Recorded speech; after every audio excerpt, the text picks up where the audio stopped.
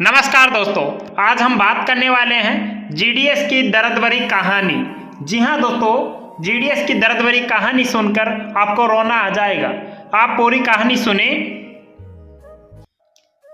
भारत के हर एक गांव में एक चेहरा होता है जो रोज सबसे पहले उठता है, लोगों तक चिट्ठी, money order, pension, OTP, banking सब पहुंचाता है। लेकिन अफसोस, उसे लोग नाम से नहीं, एक ही नाम से जानते हैं, जीडीएस ग्रामीण डाक सेवक।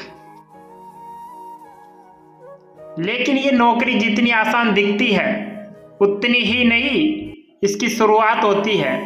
कम सैलरी, ज्यादा काम और कोई सुविधा नहीं।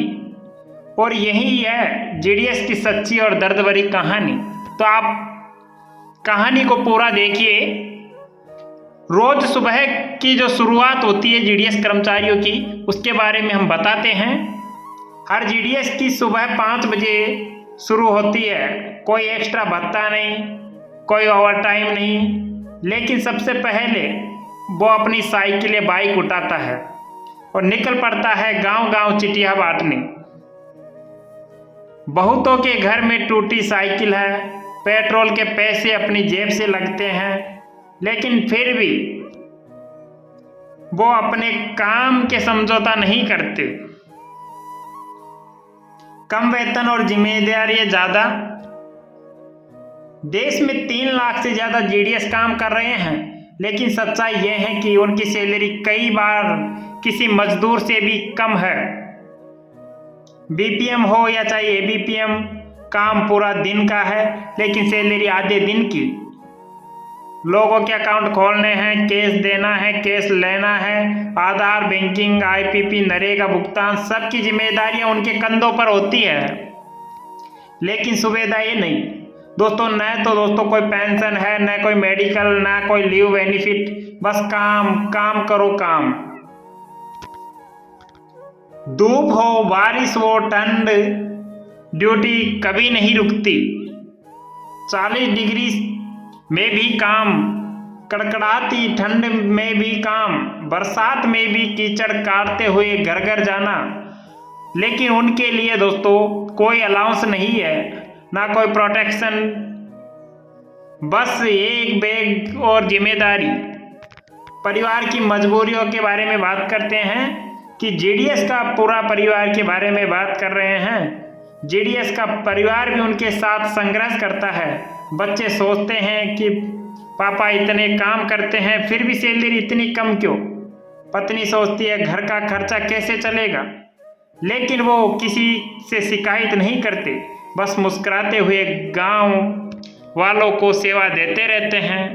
प्रमोशन की लंबी जंग के जीडीएस की बहुत बड़ी तकलीफ है, प्रमोशन नहीं। सालों साल इंतजार, फिर भी कोई गारंटी नहीं कि पोस्टमैन बन पाए। और हजारों जीडीएस 20-20 साल की से सिर्फ उम्मीद लेकर बैठे हैं कि प्रमोशन मिल जाएगा। ऑनलाइन काम का बोझ। हमारे जीडीएस कर्मचारियों को दोस्तों ना तो एड पे कमीशन में अभी इस बार शामिल किया जा रहा। अगर एड पे कमीशन में शामिल करते हैं तो और अन्य कर्मचारियों की तरह जीडीएस कर्मचारियों को भी पूरा लाभ मिलेगा। तो हमारे माननीय प्रधानमंत्री जी हैं, तो दोस्तों उनके पास लेटर पहुंचा दिए गए हैं। जैसे हमारे एनसीजेसीएम जो मीटिंग हुई थी उसमें उन्होंने भी हमारे जीडीएस के हित में बोला है कि जीडीएस कर्मचारियों को 8वें वेतन आयोग में शामिल करो। और जैसे कि हमारे सांसद के लक्ष्मी नारायण वाल्मीकि जी, उन्होंने लेटर लिखकर प्रधानमंत्री को भेज दिया है। अब आने वाले समय में क्या रिप्लाई आता है उसका वेट करते हैं। जीडीएस कर्मचारियों की दोस्तों जिंदगी है बहुत ही दर्द भरी है। आज हर कोई डिजिटल हो गई है, जैसे कि हर चीज डिजिटल है आज के ज़माने में। लेकिन जीडीएस को मिलता क्या है? एक पुराना सिस्टम, धीमा नेटवर्क और बढ़ता डिजिटल बोझ। गांव में नेटवर्क नहीं आता, लेकिन फिर भी उनसे उम्मीद है कि टीम लीडर की तरह काम करो।